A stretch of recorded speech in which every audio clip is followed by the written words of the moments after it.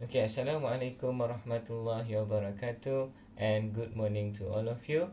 So now we are in the next subtopic in Fourier transform, which is we will discuss about its application. Okay, so the first thing is that the first application that we want to discuss in this video, which is response of an LTI system. Okay, as we understand, from the previous chapter, so response of LTI system actually is convolution between the input signal with the impulse response of the system. Okay, for example, over here you have an LTI system which impulse response of HT. Okay, and then input of the LTI system is XT, and then the output of the LTI system will be XT convolved with HT. Okay, so we have convolution. Okay, now, so if you want to use Fourier transform, so what we need to do is that we need to transform the input, into frequency domain. Now we have X omega, and then HT, the impulse response of the system, we transform into a frequency domain. We will have H omega. Okay, the output become actually H X omega multiplied with H omega. Okay, so what it means is that, so you have convolution process in time domain, but in frequency domain you will have multiplication process between these two signal or these two function. So why is very important for you to understand these properties. Okay, so I think we have learned these properties, when we discussing convolution in T, in Fourier transform. Properties convolution in T, where if we have convolution of two signal, which is this one x1t convolved with x2t, and then in frequency domain, actually we multiply x1 omega with x2 omega. Okay, so it's very important properties which is can make our calculation, to find the response of LTI system much more simpler, because in the previous chapter, in order for us to find the response of LTI system when we do convolution using graphical method, which is require very long calculation. By having Fourier transform, so we just do a normal multiplication of these two signal in frequency domain. So, and then in order to get the response of LTI system in time domain, we just do inverse Fourier transform. So it's very simple. So when we have convolution, so we transform this into frequency domain. So now we have a simple multiplication between these two signal, and then after that we just do inverse Fourier transform to get our YT. So it's very simple. So how simple is that? We will look in the example. So now we have to determine the convolution of x1t e negative e to t, x1t equal to e negative 2t ut, and x2t equal to e negative exponent negative 60 ut. And then we need to determine the convolution, using Fourier transform. So what it means is that, so we have an LTI system. So for example over here, and then one of it can be our HT. For example, x2t is our HT, so I just assume x2t actually is our HT. So this is our input xt, and then xt we assume as our x1t. So the output of the LTI system, we actually yt equal to x t convolved with ht, which is this one actually x1t convolved with x2t.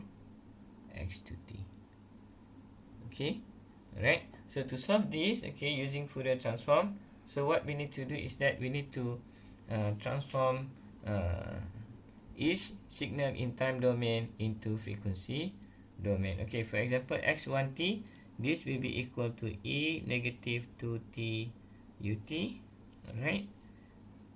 And then x2t, this will be equal to this one, which is exponent negative 6t ut.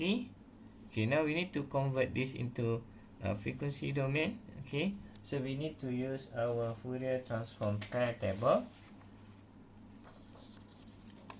Okay, which is this one. How to put this?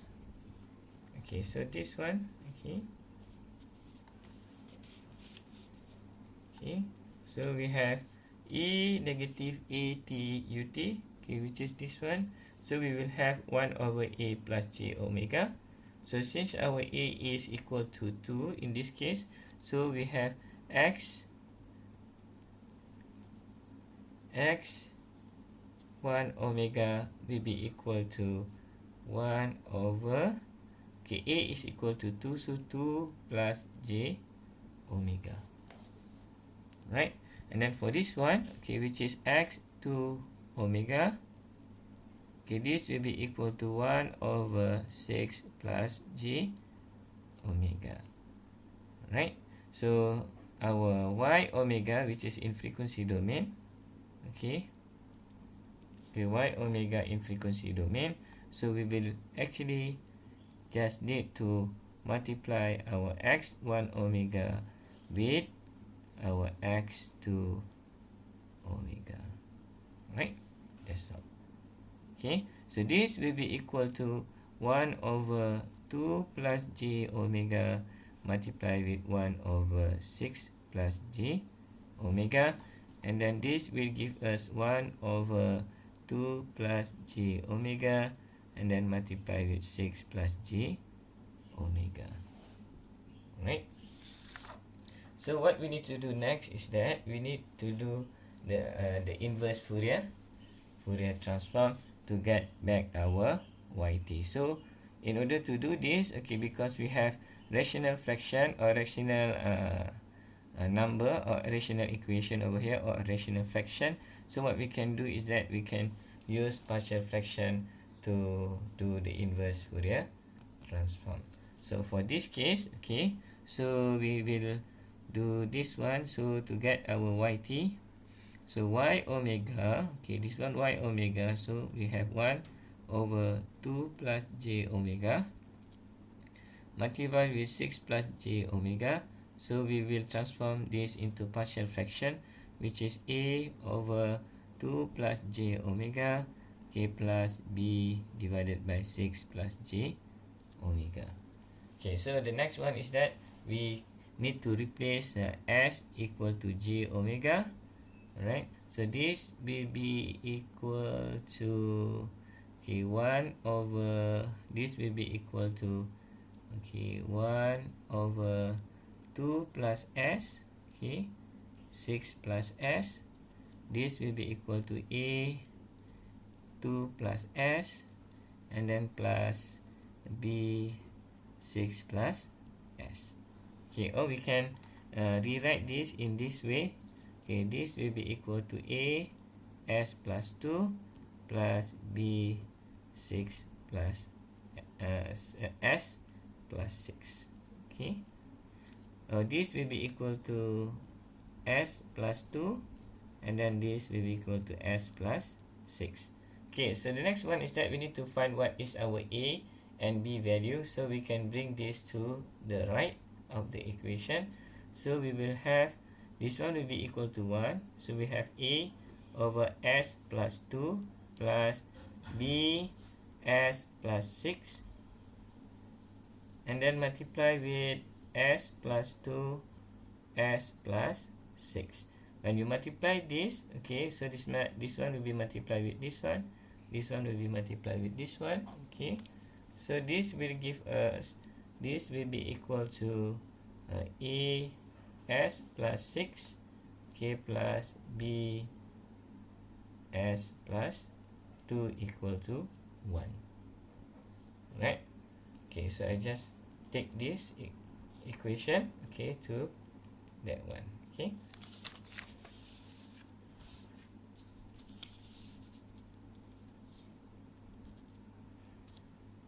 Okay, so I just take this. So we have 1, okay, equal to E S plus 6, okay, and then plus B S plus 2, okay, and then so we can have over here, okay, A S plus 6 plus B S plus 2, which is this equal to 1.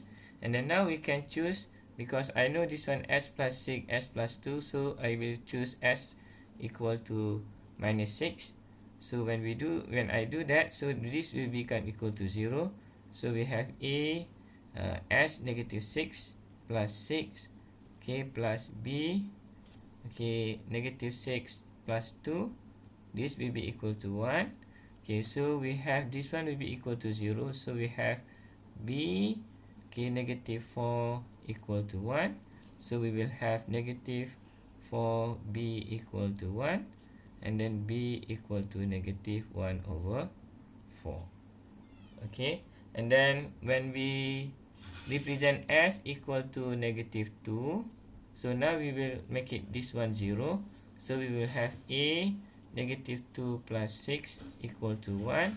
So A will be equal to 4 equal to 1. So A will be 1 over 4. Okay, so we will plug into this partial fraction. So we will have 1 over, okay, S plus 2, okay, S plus 6, okay, this will be equal to, which is this one, so 1 over 4 divided by S plus 2, okay, plus B divided by S plus 6, which is B, sorry, negative 1 over 4. And then we will do inverse Fourier transform for this one, and then inverse Fourier transform for this one. Okay, right? So we need to refer to our, and then before we do that, we need to replace S with J omega. So this will give us inverse Fourier transform 1 over 2 plus J omega, and then this one will be 6 plus J omega. This will be equal to Fourier transform, inverse Fourier transform 1 over 4, okay, 2 plus J omega, okay, and then plus inverse Fourier transform negative 1 over 4, 6 plus J omega. Okay, so now we need to check our Fourier transform table. Okay, so we need to refer to this one, A plus J omega. So we have over here, so we can do the inverse is actually E negative A T U T.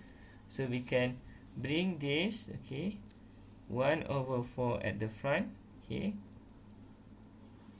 inverse Fourier transform of 2 plus J omega, and then negative 1 over 4 inverse Fourier transform 1 over 6 plus J omega. Now we can use these properties to find the inverse Fourier transform, okay, which is this one. So this will be equal to 1 over 4 E negative, now A is equal to 2, so E negative 2T UT, and then minus 1 over 4 E negative 6 T U UT. This actually inverse Fourier transform of this actually equal to Y T, which is the response that we want to find.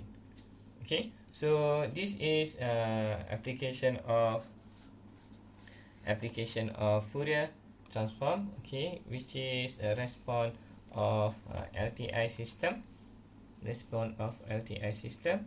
Okay, just to recap, so response of LTI system actually uh, is convolution between the input of the system with the impulse response of the system, which is in time domain.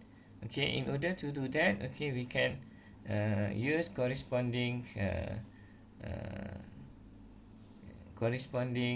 in frequency domain, which is multiplication between the input signal with the impulse response, which is in frequency domain. So we can use these properties, okay, to get back our response of the LTI system.